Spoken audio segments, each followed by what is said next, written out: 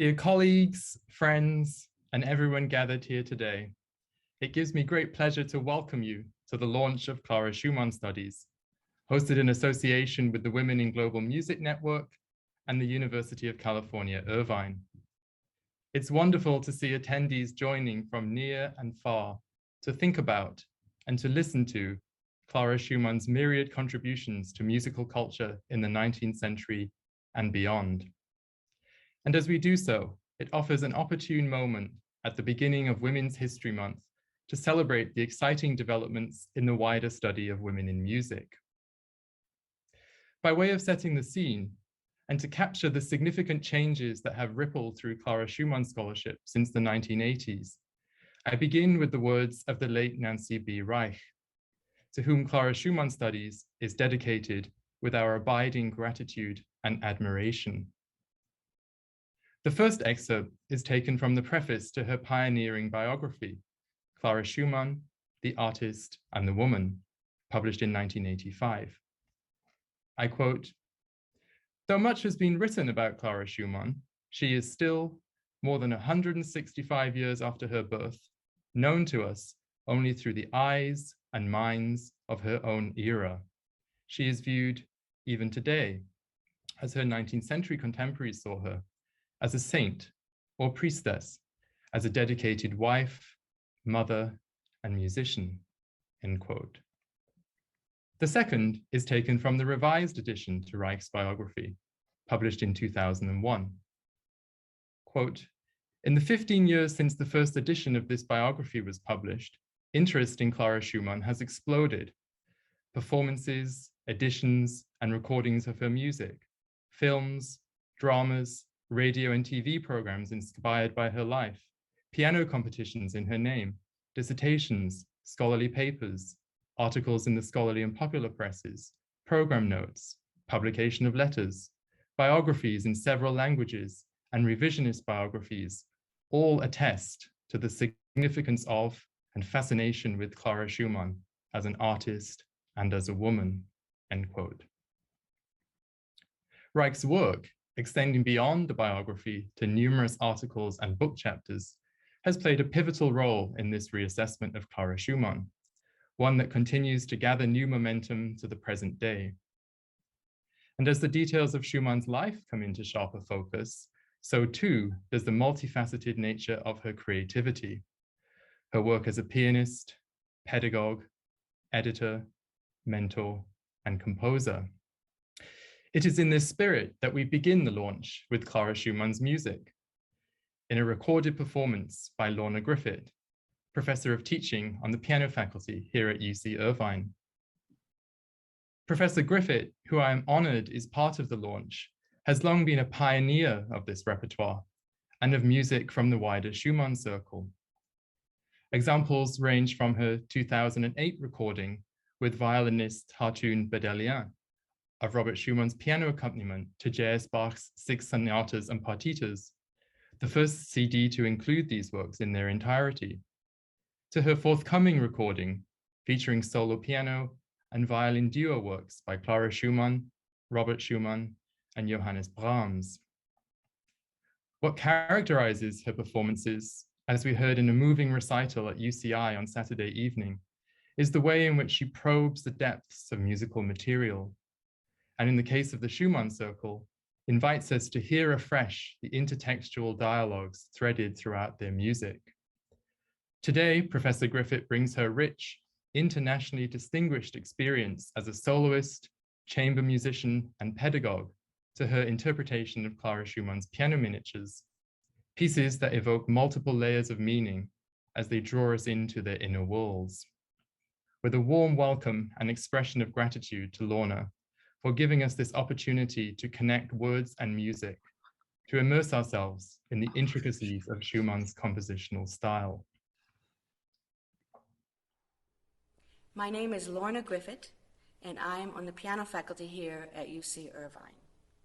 I will be playing Clara Schumann's Romance in B major, Opus 5, number 3, published in 1836 when Schumann was 17 years old.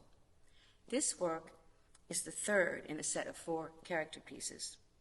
The first movement is Le Sabbat, Second is Caprice à la Bolero, then the Romance, followed by Scène Fantastique. I recently recorded this B major romance along with the B minor romance of 1856 for a CD of works for solo piano and violin and piano duo. Works by Robert Schumann and Johannes Brahms, and including the Opus 22 romances by Clara Schumann with violinist Harutun Bedelian. The wonderful liner notes are written by Nicole Grimes.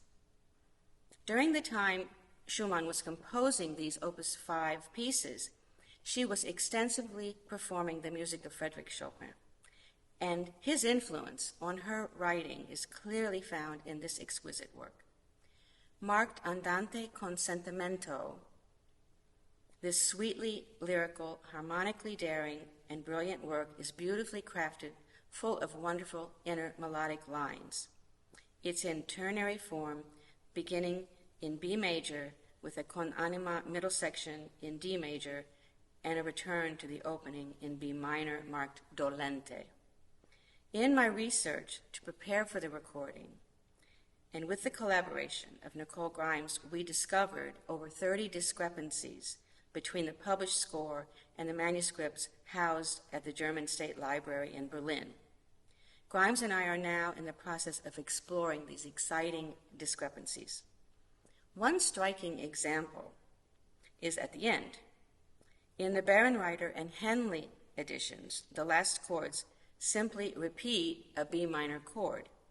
In the manuscript, the chords are B major, E minor in 6/4 position, and B major, a quite shocking plagal cadence compared to the published editions. I will now just play the difference between those two. This is the published edition, which is just, and then the manuscript has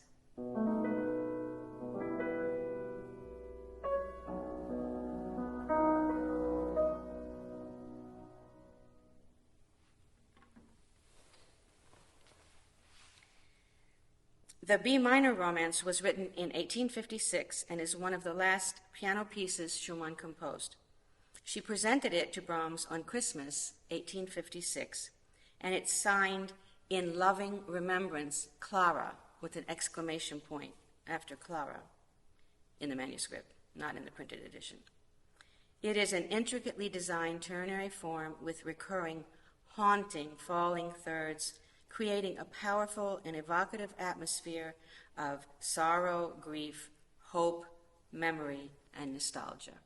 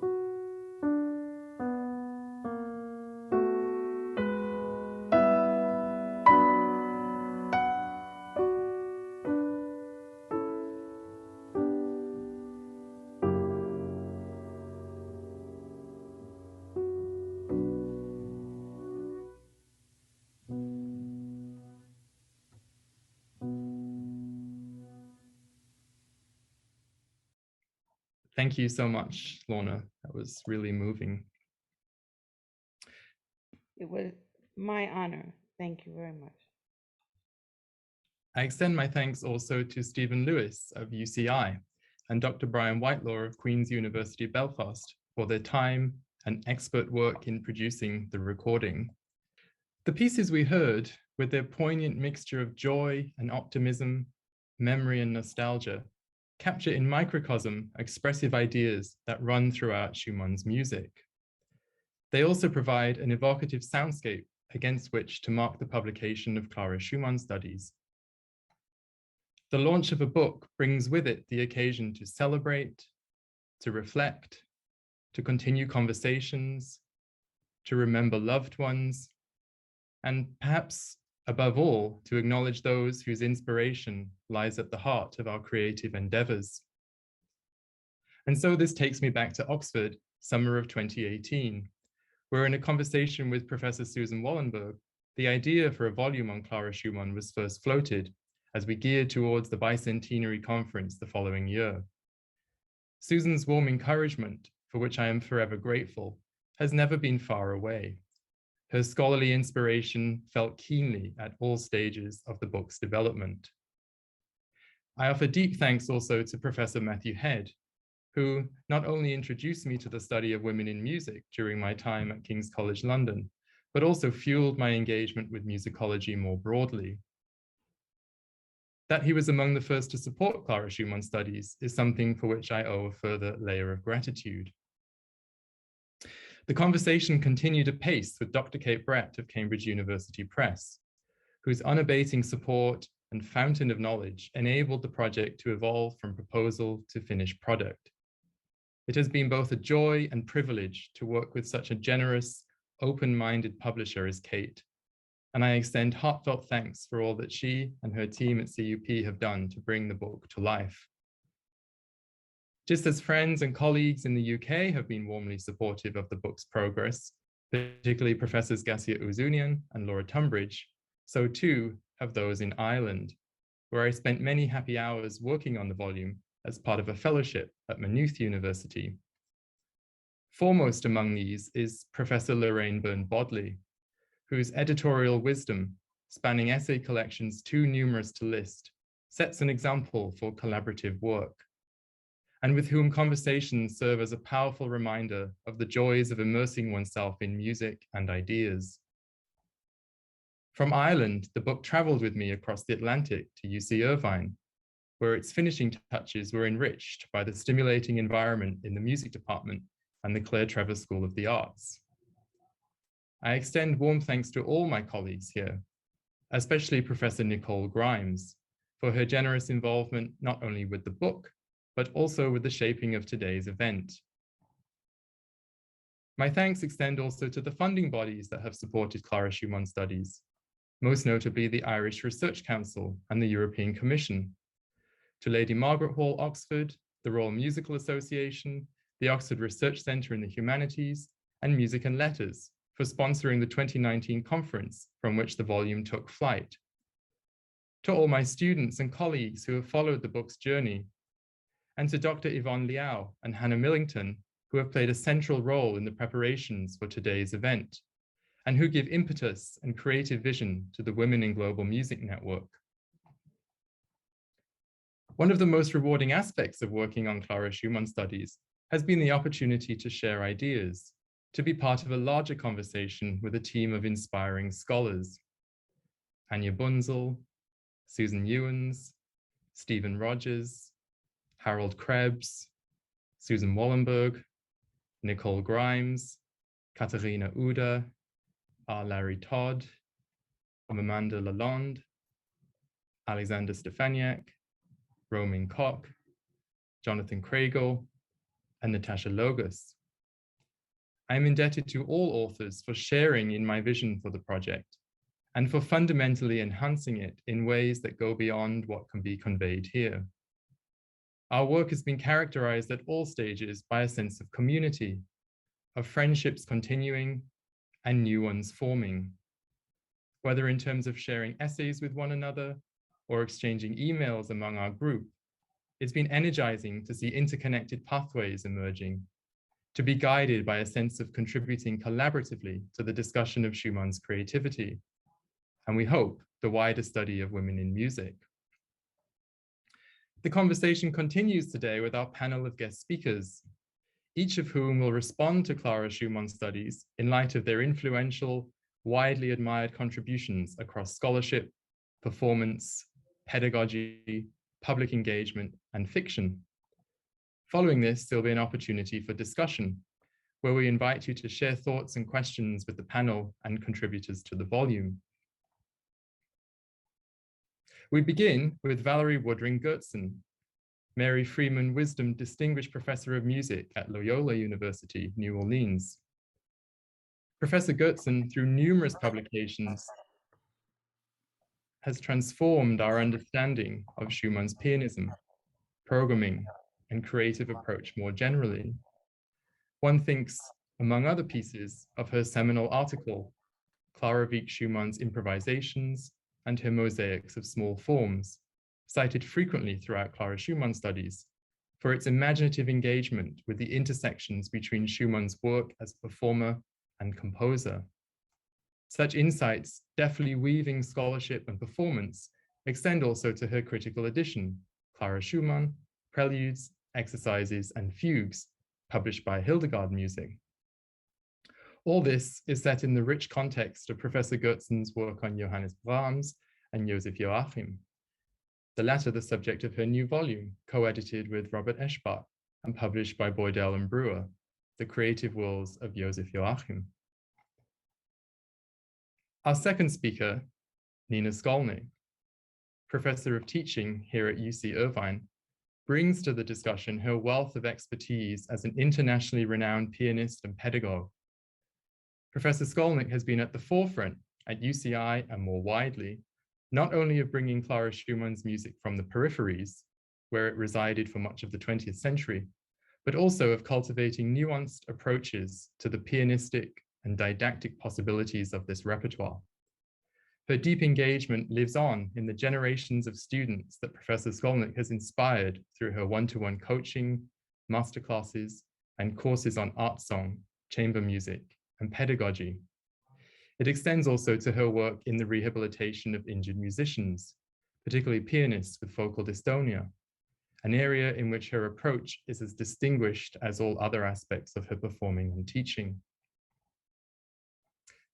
The panel closes with Sarah Fritz, who combines a career as a music journalist, novelist, and passionate advocate for marginalized composers, with performance and a position on the voice faculty at Westminster Conservatory, Rider University. Those who use Twitter will know Sarah Fritz from her account, the first of its kind, dedicated to Clara Schumann. What distinguishes Fritz's work is the way in which she writes openly about Schumann's life and art, debunking myths and capturing the wonders of her artistry in ways at once engaging and accessible, intellectual and empathetic. That her tweets and articles speak to a wide audience across scholarship, performance, and the industry pays testament to Fritz's eminence as both an educator and interlocutor. I imagine I am not alone in eagerly awaiting the publication of her novel on Schumann, which will undoubtedly be as important as her work in the realm of social media. Valerie, Nina, Sarah, it is a profound honor to welcome you, and we are thrilled that you are launching Clara Schumann Studies. Thank you so much, and I'll now hand over to you. Thank you, Joe. I'm really very honored and humbled by your invitation to take part in today's launch, and I'm really thrilled to be here with all of you. I'll start by wishing you a happy Mardi Gras from New Orleans, Louisiana. We can let the good times roll today. I want to extend heartfelt congratulations to you, Joe, and to the authors for this beautiful, thought-provoking, and timely book, which I have loved studying over the past few weeks. The range of topics and depth and creativity of the work speak to the great vitality of Clara Schumann Studies. And I'm particularly grateful for the integrated, gender-aware, and human approach that helps us to grasp Clara Schumann's personhood and work, not only on her own terms, but as part of a web of musical lives, ideas, and artistic and cultural realities. With your indulgence, I'd like to share with you today some of what I've learned about Clara Wieck Schumann's programming of works of Johann Sebastian Bach, as this topic connects with matters that several authors in the book have raised in a variety of ways, in a variety of contexts. I'm hoping that it may inspire further thought and exchange of ideas. Clara Wieck Schumann programmed about 16 of Johann Sebastian Bach's solo pieces in roughly 200 of her concerts. Generic titles in programs make exact numbers difficult to pinpoint. But this was in addition to her playing of the double and triple concertos with Mendelssohn, Moscheles, Brahms, and others, and her performance of violin sonatas with Joachim. I've found that her programming strategies cluster into a series of chronological phases or emphases, each one centered on a certain type of Bach work, and in some cases on a single composition. So I'll start with phase 1. The first Bach work that Clara Wieck performed publicly was the C-sharp major fugue from the Well-Tempered Clavier, Book 1. During the second half of the 1830s, she performed the fugue or the prelude and fugue at least 17 times. As I've written elsewhere, she programmed the fugue as part of a mosaic or suite of character pieces, and the word mosaic comes from the Neue Zeitschrift für Musik, from a review. This was a format she had pioneered, sometimes incorporating improvised preludes and transitions. She often paired it with the finale of Beethoven's Appassionata Sonata, followed by one or two pieces by Chopin. For example, the Nocturne in F-sharp major, Opus 15, number 1, and the Revolutionary Etude, Opus 10, number 12. By winter 1837-38, the fugue in C-sharp major had become one of Wieck's musical calling cards, serving often as an encore or as a springboard for introducing new pieces. For example, selections from Robert Schumann's Fantasiestücke, Opus 12. Here I'm going to skip ahead to phase 3, and I'll come back to phase 2. From the late 1850s to the early 1870s, Schumann adopted a similar strategy, but now featuring one or two dances from Bach's keyboard suites, most often the Gavotte in D minor from the 6th English suite. This is a lively, elegant, and clear-textured work, a kind of piece in which Schumann was said to have excelled. And I thought I would just give you a little taste of it to remind you of what this little piece is like.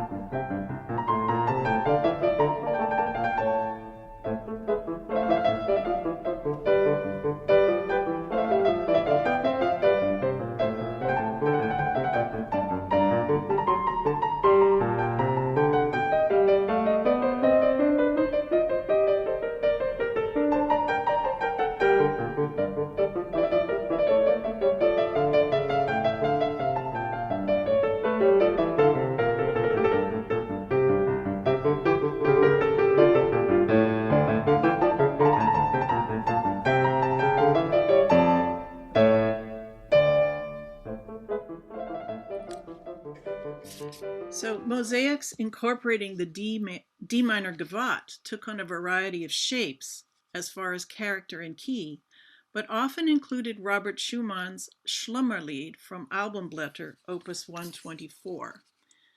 And I've put together just a few programs to highlight this work. I hope you can see that. These are just samples. Okay, so from the first one, we have the Chopin Fantasy Impromptu, the Schlimmer Lied, and then the Gavotte in D minor as the closer. And over on the left side shows the dates and places that she played this, this actual set. The program might be different, but the set was the same. As in B, Schlimmer Lied followed by a pair of 18th century dances in opposite modes. So the Scarlatti Tempo di Ballo that was in D major and the Gavotte in D minor as the closer. Or if you look at C, the Gavotte in first position, followed by Robert Schumann's Des Abends from Opus 12 as a kind of slow movement, right? And the Rondo from Weber's Sonata in C major, Opus 24. And then D and E show two different sets entirely made up of 18th century pieces, including works of Scarlatti, which she played very often, or Handel, which she played sometimes and especially in England. In December 1858, thus early in Schumann's programming of this Gavotte, she reported to Brahms from Vienna, quote, Bach's Gavotte in D minor has become a great favorite with the people of Pest and Vienna. Some ass in Pest has had it printed with the heading, played by CL period SCH period at her concerts, end quote. And I've seen that score of that edition. A review in the Viennese press characterized the Gavotte as the crown of all the artist's offerings, finding fault only with Schumann's fast tempos. In fall 1871, after performing the D minor Gavotte some 50 to 60 times, Schumann dropped it from her programs almost entirely in favor of Brahms's arrangement of the A major Gavotte from Gluck's Iphigenie in Our Lied. The two dances are similar in spirit. Brahms, who had performed his Gluck arrangement a few times, notated it specifically for Schumann in 1871.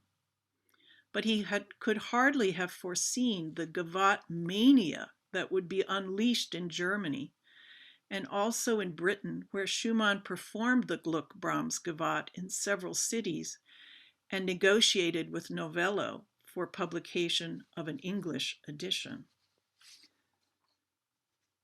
So now backing up to phase 2.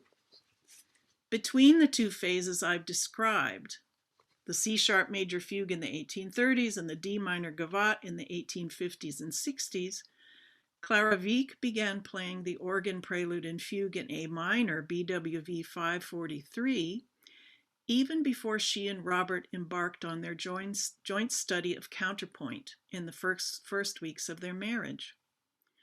From the early 1840s through the time of Clara Schumann's fugue passion in the mid-1840s and through the mid-1860s, she performed the A minor fugue with or without its prelude about 40 times in several German and Russian cities, Vienna and Prague, London, Copenhagen, Brussels, and Paris. Bach's organ works also became a point of connection with Brahms, who played his arrangement of the F major toccata, BWV 540, privately in Dusseldorf during his first visit to the Schumanns in October 1853. The toccata, which Brahms dubbed the heavenly barrel organ, because it has a pedal point and a kind of circular melodic motion, became one of his signature pieces. Reviewers commented on the power of his playing, the almost insurmountable technical difficulties, and Brahms's ability to mimic the sound of the organ through register changes, raised dampers, and doubling the bass in octaves. In the mid-1860s, Brahms began to perform other organ works that Schumann recently had added to her concert repertory. In the bound volume of published scores of Bach's keyboard works, once belonging to the Schumanns and now in the Riemann Schneider Bach Institute in Berea, Ohio, markings by both Clara Schumann and Brahms in the score of the F major toccata show the two friends working together to adapt the work for piano, with Brahms presumably taking the lead to share an arrangement he had already been playing before he met her. So here's a picture of the volume, right? These are individual published scores of Bach's works that have been bound together and then enclosed in this library carton or case. And here you see the first page of the Toccata, 540. Pencil markings show how materials in the manuals might be redistributed to leave the left hand free to supply the pedal part, often in octaves. And I don't know if you can see this, but there's a little pencil low F marked here at the beginning, and then it's re-articulated here on the last eighth of beat 2, and then it's re-articulated on the last eighth of measure 2, and then on measure 5, and so on. And sometimes it's shifted to a different octave so that the F can be held or sustained on the piano and will sustain through that whole long first page. So how the left hand could be free to supply the pedal part, and how the pedal point in the bass could be restruck and moved to different octaves. Similar annotations, as well as actual reshaping of notes of some passages, appear in the score of the G major fantasy BWV 572 in the same bound volume. Although Schumann is not known to have performed either of these pieces in her concerts, she did enter some parallel markings into the score of the Toccata in her copy of volume 15 of the Bach Gesellschaft edition published in 1867. So, last phase, more organ. In the early 1870s, Schumann added the Italian concerto to her programs and two other organ works, the Pastoral BWV 590 and the Prelude and Fugue in E minor BWV 533. She performed the organ works mainly in major Bach centers, Berlin, Leipzig, Vienna, and Dresden, and in Frankfurt, where she taught at the Hoch Conservatory from 1878. The Vorspielbüchlein, kept by her daughter Marie, documents her performances of the Pastoral and the E minor Prelude and Fugue in studio recitals in her home, and performances by her students of several Bach works.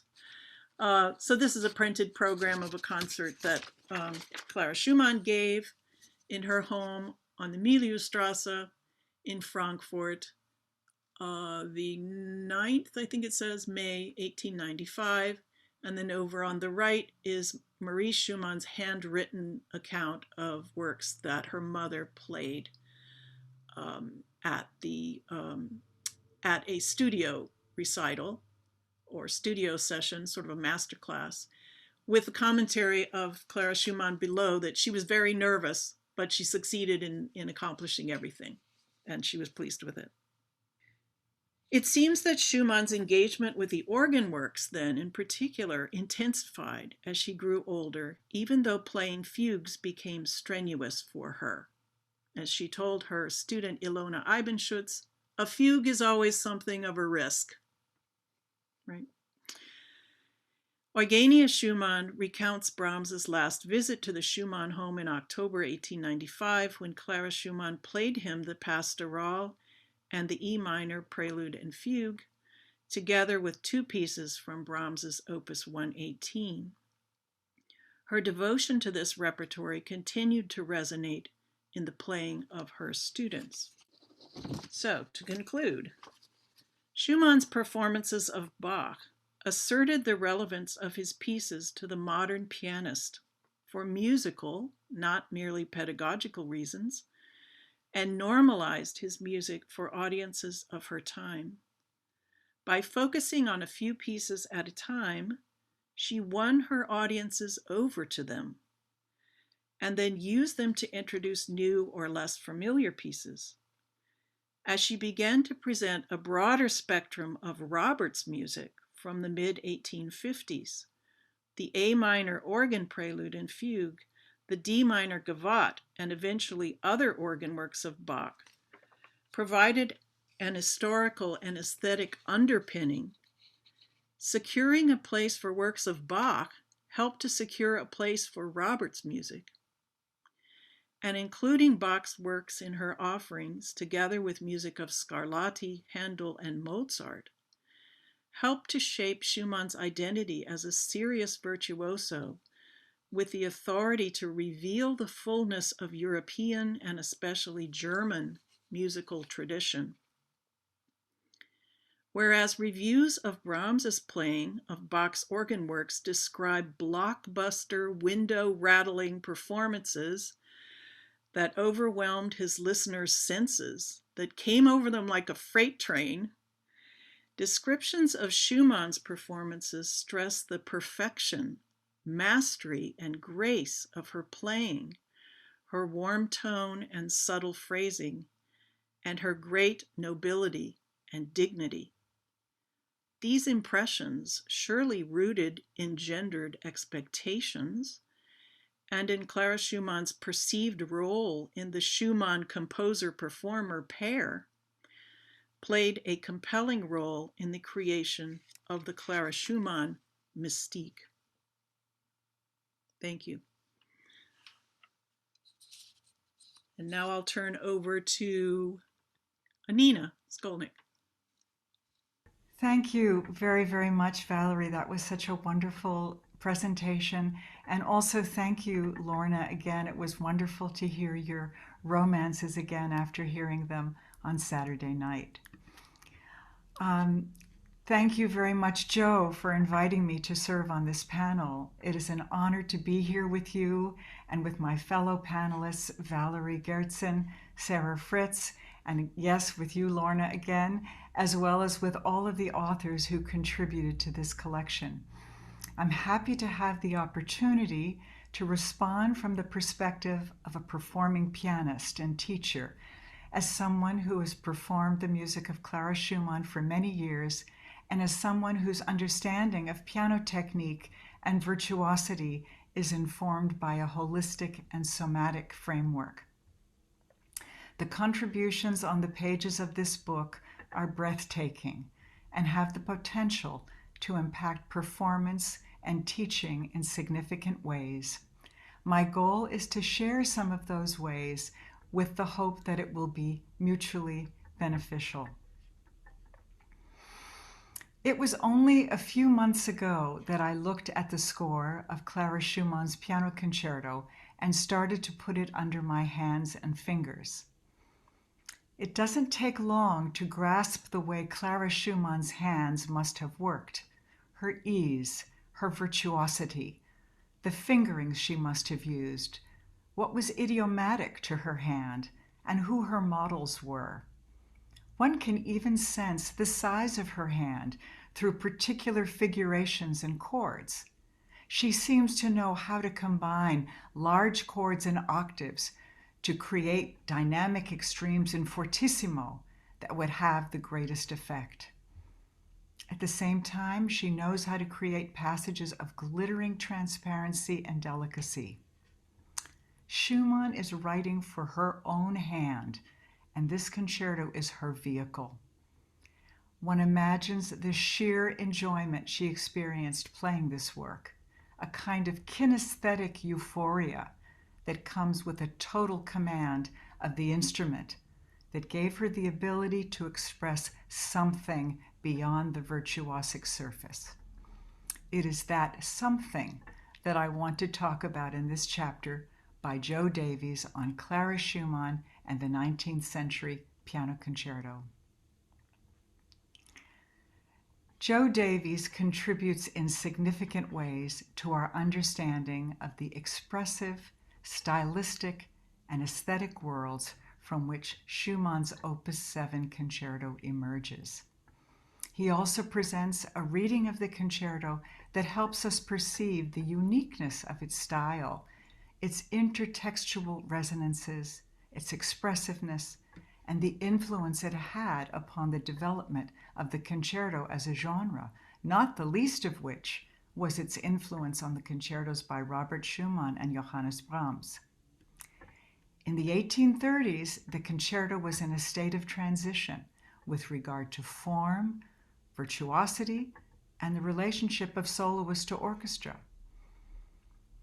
Public fascination with the pyrotechnical aspects of piano playing was fading in preference for a virtuosity of greater substance and depth.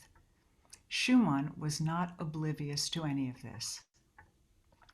Davies points to Schumann's own evolving compositional style, from her Opus 3 Romance Variée, filled with the familiar virtuosic conventions of the day, and contrasts it with her more poetic Soirée Musicale Opus 6 miniatures that Davies describes in Robert Schumann's words as, quote, the sound of intimate yearning and song. By the time Schumann composed her concerto, Davies writes, the lines between these contrasting styles become increasingly blurred through the weaving of symphonic gestures and allusions to the intimate worlds of solo piano and chamber music. Davies' engagement with the aesthetics of the sublime and dream imagery as they relate to Schumann's approach add a special dimension to this chapter and inspire new ways to think about the concerto's expressive possibilities. Davies gives examples of the sublime in the opening of the first movement, based on the writings of Edmund Burke and Christian Frederick Michaelis, that captured my imagination. Michaelis writes, the feeling of sublimity in music is aroused when the imagination is elevated to the plane of the limitless, the immeasurable, the unconquerable. Davies writes, the opening conjures the sublime in distinct and revealing ways. Notable in this regard are the repeated chordal entries with their registral and textural breadth and conveying the impression of the limitless. Striking progressions and unexpected shifts intensify the invocation of the sublime, as in bar 17, where the music swerves to the Neapolitan in B-flat major in a tonal maneuver that introduces instability at a crucial juncture in the music. But how does one perform the sublime? How does one convey limitlessness? It's an inspiring description, but how does one do it? In the piano's first entrance, the music asks for a series of ascending octaves in both hands to be played fortissimo, with each of the octave gestures starting on the second beat of the bar as a dotted quarter.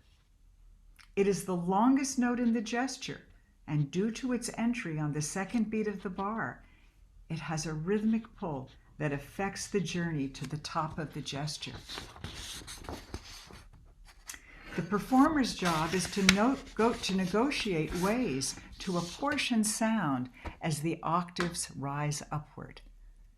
Into the calculation are a consideration of the varied durational values and the effect the triplets have on the progression upward. But if the pianist plays every note fortissimo, it will sound anything but sublime. Students quite typically overplay loud moments, imagining that the louder they play, the more powerfully it will sound. But every artist knows that the secret to creating the illusion of power is to shape such a passage dynamically, to voice it, and to underplay the so-called loudest moments. Not every octave is fortissimo, and the loudest moment which is actually at the bottom of each octave series, is where the greatest weight is. I love this quote by the composer-conductor Ernst Bacon, who's no longer with us. He passed away in 1990. He says, "The experienced pianist will mostly underplay, however slightly, his biggest moments. Giving all has the effect of overplaying and gives away the secret of power, whose limit is never fully known to the listener when it is not fully revealed. Monadnock wrapped in a cap of clouds could be the Grand Tetons." And for those who don't know Mount Monadnock, it's in New Hampshire. Its elevation is only 3,200 feet, and the Grand Tetons in Wyoming are close to 13,000 feet. This is a very straightforward example, but throughout the movement, particularly where octaves and chords combine, covering extremes of range, sudden shifts, and as Davies describes, a passage that overwhelms the senses, what is involved has much to do with organizing sound carefully, spacing the chordal textures so that they are clearly distinguishable in color from the octaves, with always the idea that one must keep something in reserve to convey the limitless. As the piece continues to unfold, Davies suggests that it withdraws into the world of the piano miniature, evoking and mixing recitative style, improvisatory-like passages, and a song without words. These identifications lend themselves to an overarching image of a solo-centered free excursion, at once improvisatory and lyrically passionate.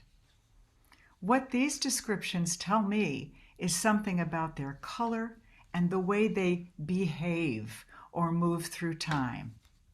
For example, the recitative bars alternate with string pizzicato, and I would want the strings perfectly in time while I play with greater freedom, with a speaking rather than a singing quality to my sound. The ornamented and improvisatory section begins with a march-like character, marked risoluto, but becomes increasingly embellished with virtuosic flourishes that call for more freedom, lightness, and grace. Continuing further, Davies' reference to a song without words adds yet another form of expressiveness and appears in octaves in the right hand, buoyed by triplets in the left hand that propel it forward. Further, when the right hand's downbeat becomes an expressive downward triplet with an accent on the first note, the left hand responds with an expressive accent on its second beat note. This exchange produces a rapturous and appassionato quality. On the other end of Schumann's sound spectrum is the dream world of the second movement, the romanza. Here the orchestra has completely disappeared and the piano enters alone, evoking a sense of the nocturne. Davies' discussion of dream imagery in the 1830s provides a rich context for this movement. Citing John Verio, Davies writes, "Musical ideas, even upon their first appearance, are imbued with the sense of reminiscence." Other descriptions, gently undulating contours of the main theme, hypnotic left-hand chords, tranquil, all of these are inducements to find the right color, voicing, and pedaling. A lullaby topos inspires a kind of gentle rocking motion. I too notice something that Schumann does to heighten its gentle movement into the world of dreams.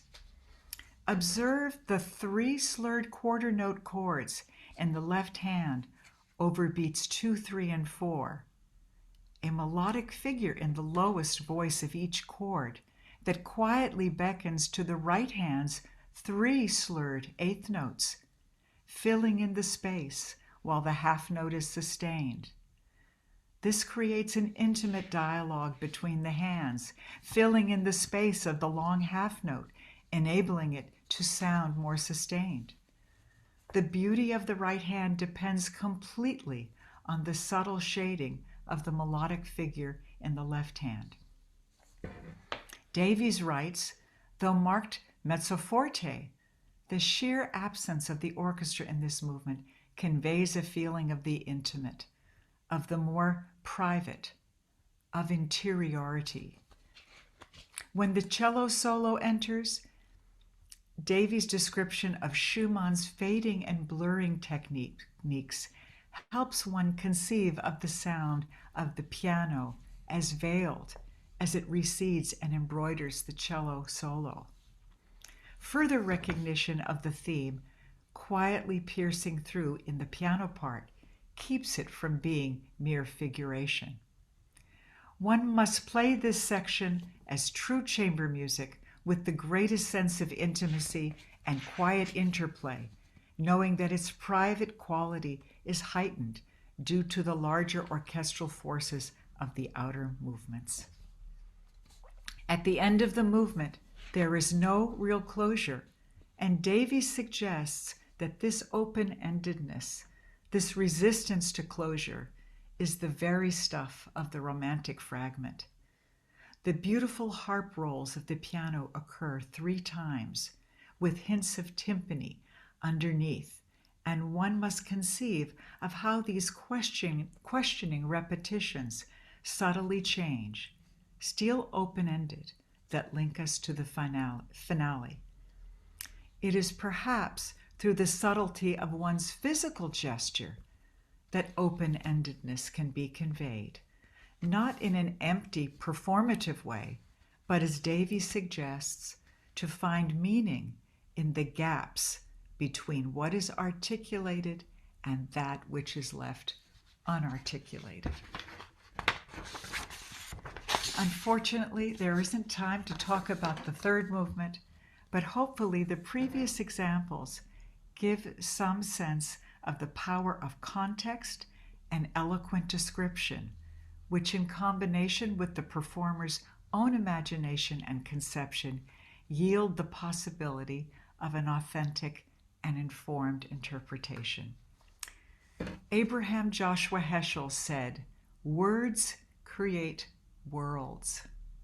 And I say, contexts give interiority a place to reside. Thank you. Thank you, Nina. My goodness, that was so wonderful. Such great to hear such eloquence and insight into Clara's concerto, which I just love so much, and also loved Joe Davies' article on it as well.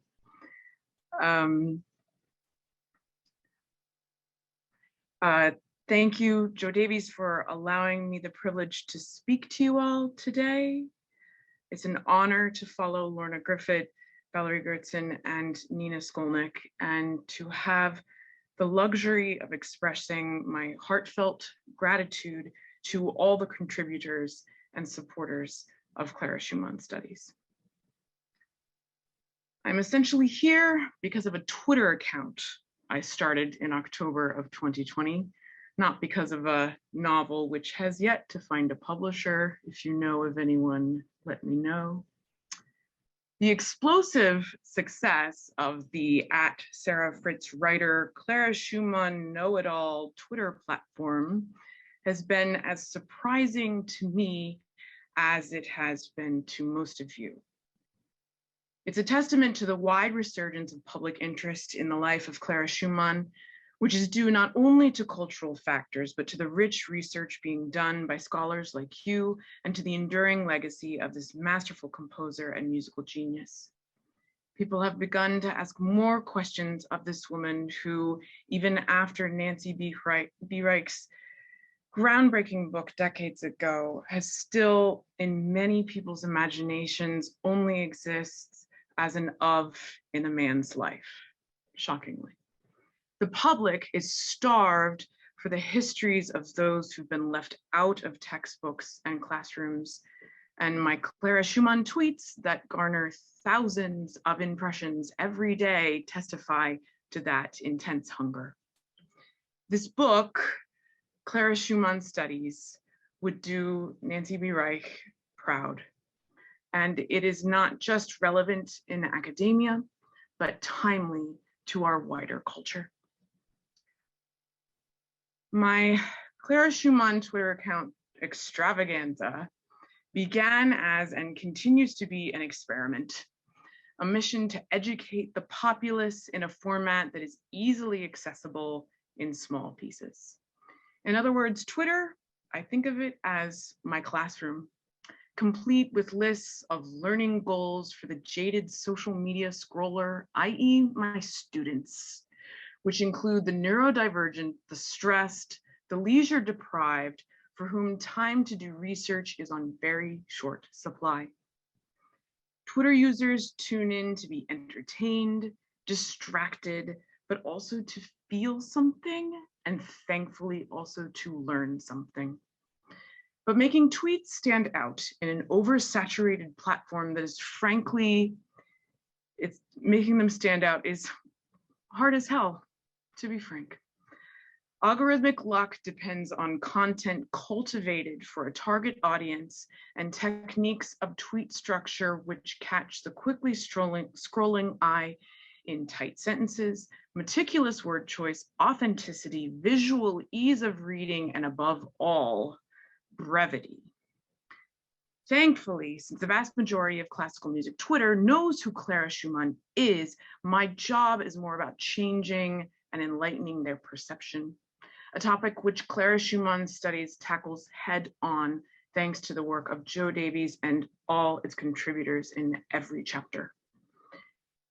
In my experiment, after many failed tweets in the first 6 months that got very few likes, I've found the sweet spot for successful tweet content is exceptionalism.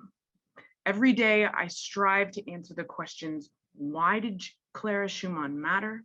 And how did she change the world? How did Clara's real life defy the myths and archetypes we've been taught about her and other women in history? What ways did Clara stand apart from the rest? How did she define her era and challenge the gender constraints of her time? All tweeted in a way that's relatable to all of us. Every chapter of Clara Schumann Studies has exponentially increased my draft tweet file of this criteria. Thank you. And I'll give you a sample, small sample of some things that I've thought of that I've tweeted in the last few months. Just Clara Schumann Studies' existence is exceptional. Twitter loves statistics about firsts. So I researched any way in which the book is a first, of which it is the first about one woman composer by Cambridge University Press. This tweet did even better than I expected. The information that everyone sees is the fact that it got 26 retweets and 137 likes, but those are not the numbers that are the important ones. What matters is the analytics that you can't see, only visible from the tweet owner's account by pressing the View Tweet Activity button. Today, I'm going to share some of my private analytics with you, the impressions, i.e. the number of times the tweet was viewed, and the engagement, as in the number of times the tweet was clicked on or got a like, retweet, or reply. The tweet about it being the first book by one woman composer from Cambridge University Press received almost 19,000 impressions and 300 engagements. My goal is usually the same number of impressions as I have followers, which at the time was 2,200, which means that 19,000 people seeing this tweet far exceeds my goals. All these people who saw this, who learned this statistic of the first, also learned that the book's publication and saw the graphic for this launch. The number is high even for me, And that is due to one quote retweet from musicologist, pianist, and Twitter genius, Samantha Ege, who graciously added her own first about her upcoming book on Florence Price. She said in her quote retweet, "And the Cambridge companion to Florence Price, edited by me and A. Corey Hill, will be the first companion by Cambridge University Press dedicated to a woman of African descent, and the first musicological companion edited by 2 Black women." Rightfully so, this tweet received more retweets and likes than mine, and because Samantha Ege so generously did a quote retweet rather than her own tweet, it more than doubled the number of impressions my tweet would have received. I wanted to do a tweet inspired by Joe Davies' introduction of Clara Schumann Studies, but fitting such eloquence in 280 characters is without a doubt impossible. My first draft attempt trying to communicate one small concept of moving away from separateness toward integration of Clara Schumann among her contemporaries, that tweet fell totally flat, as in it got no likes in 5 minutes, which for me and my vanity is totally unacceptable, but also means it likely wouldn't have topped even 1,000 impressions, which is less than half of my goal. So I deleted the tweet and distilled it down even further, cutting all direct words from Joe Davies' writing, which saddened me greatly, but that's why I didn't tag him specifically in the reply. It's not that my followers wouldn't appreciate the prose, most would. It's about the oversaturation of the feed and what catches the eye on the app's construction. So I tried again. This time I used the phrases woman composer and contemporary of the canon, knowing those hot phrases would better catch the quickly scrolling eye. This time it had 3 likes in 5 minutes, and it totaled over 2,000 impressions and 100 engagements, meeting my goal. The rich nuance of Anja Bunzel's chapter on Clara's Dresden years is also impossible to encapsulate in 280 characters, like every chapter in Clara Schumann Studies. But it had an instantly tweetable footnote, Robert being referred to as the husband of Clara Wieck by a friend of theirs in 1846. This seemingly minor footnote on the surface appears merely humorous, but to the larger uninformed public who still believes that Robert was more famous than Clara during his lifetime, this is mind-blowing research. Correcting this myth is a primary learning goal for my account, and this footnote gave factual proof that the prodigy Clara Wieck was more famous than her husband during their marriage to the 2,500 people who saw the tweet. To keep the tweet content short and precise, I did as I usually do and reserve citation of Anja Bunzel and the Clara Schumann Studies, along with a brief reference to the meaty contents of the chapter to the reply tweet after the main tweet. When reading Stephen Rogers' chapter on continuity in Clara's leader, the concept of her withholding perfect authentic cadences had an immediate emotional response for me, and an easily communicable concept like cadences that all professional musicians on Twitter know, which made it for an easily accessible tweet that got over 2,800 impressions. Nicole Grimes' wonderfully enlightening chapter on Clara Schumann's trio had many tweetable moments. Another of my learning goals is rhetoric change. How sick I am, and many are, of seeing canon composers referred to as masterful geniuses, 2 words that should have always applied to Clara as well. So I had to tweet Nicole Grimes referring to Clara's fugue in the trio's 3rd movement as a display of consummate mastery in contrapuntal procedures. The tweet only got a modest 1,100 impressions, not meeting my goal of 2,000, which means that learning outcome is still very much a work in progress, and I'll be tweeting it again. I'm determined to eventually find a way to teach Twitter about Joe Davies' application of the sublime to Clara Wieck's concerto, something that practically had me in tears. I was so excited when I first read it. But I'm going to need some months to ruminate on how to fit such a complex philosophical concept into tweets, perhaps with a meme or something. I don't know what I'll come up with, who knows. I made a preliminary attempt with my honest emotional reaction, along with a humorous crack of how clearly Joe Davies shows how Clara Wieck thumbed her nose at so many conventions in the concerto's composition. The tweet did modestly well with a little over 1,000 impressions, encouraging Clara's concerto into the standard canon repertoire as one of my other major learning goals. So there will be many more tweets on this chapter in the coming year. Toppling the myth that Clara believed women shouldn't compose is a topic Clara Schumann Studies confronts in multiple chapters, thankfully.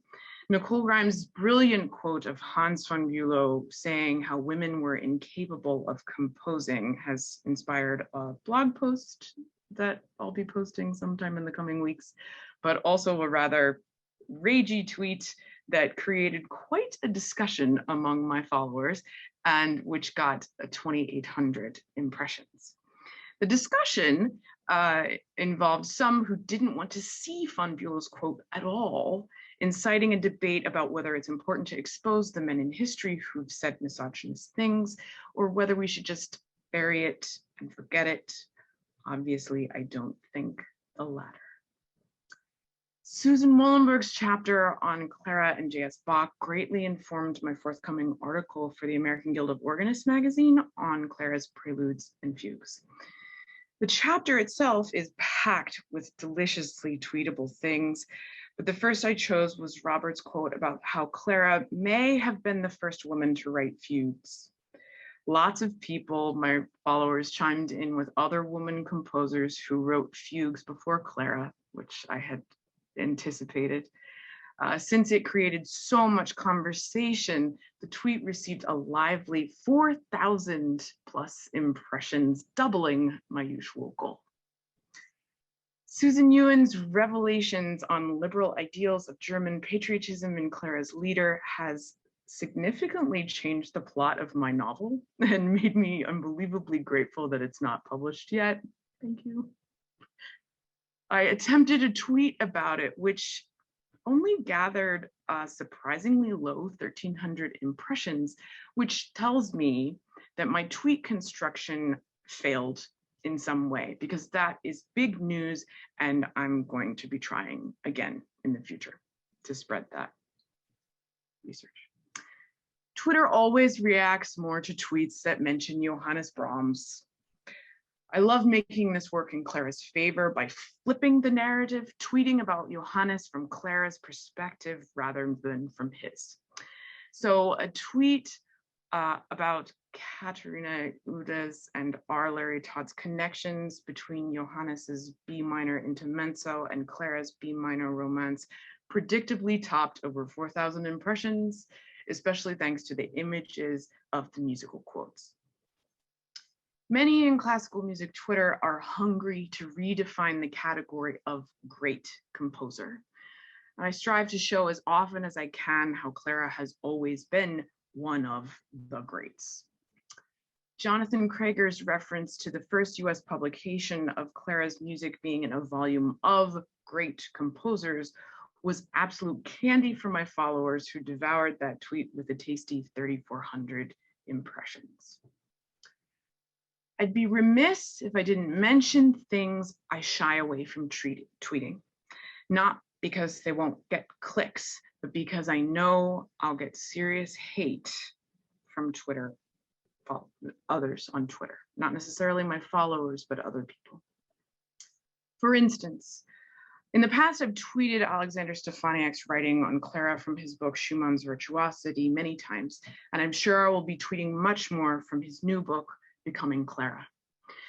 But if I try to tweet about Clara exerting agency over her husband's piano works in concert programming, as he discusses in his chapter in Clara Schumann Studies, the Clara-hating Robert Purist on Twitter will undoubtedly use it as fuel to villainize Clara for ruining her husband's legacy. So no matter how much I personally love reading how Clara took artistic ownership of Robert's works, I won't be tweeting about it anytime soon. As you can see by the very minor tidbits I've tweeted so far, there is an infinity of tweet content in this book. And I regret that I didn't have time to talk about all the chapters today. I have forthcoming tweets in my files inspired by everyone.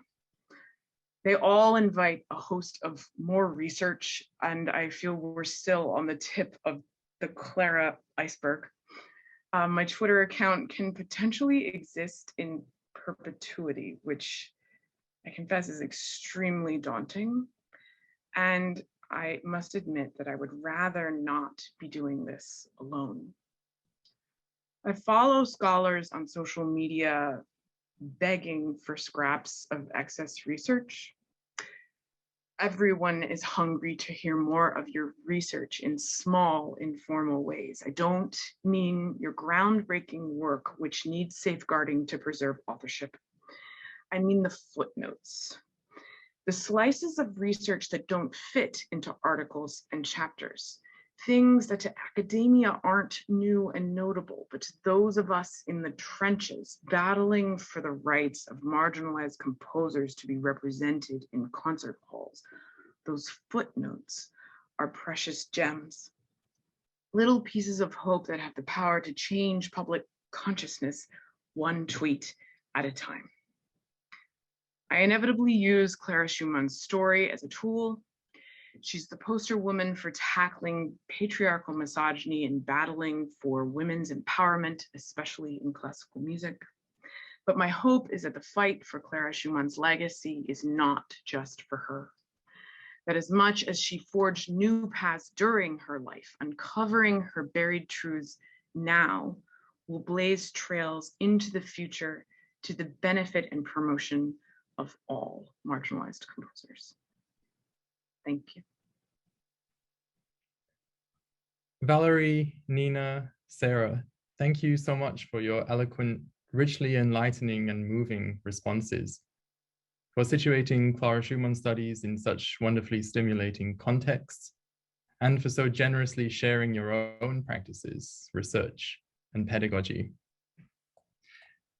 I believe if we were in person right now, this would be the opportune moment to toast Clara Schumann Studies, to toast women in music, and to creative collaborations more generally. And with that, I renew my sincere thanks to all authors for their rich and probing contributions to Clara Schumann Studies, and to all of you for joining us here and making this launch so memorable. Thank you.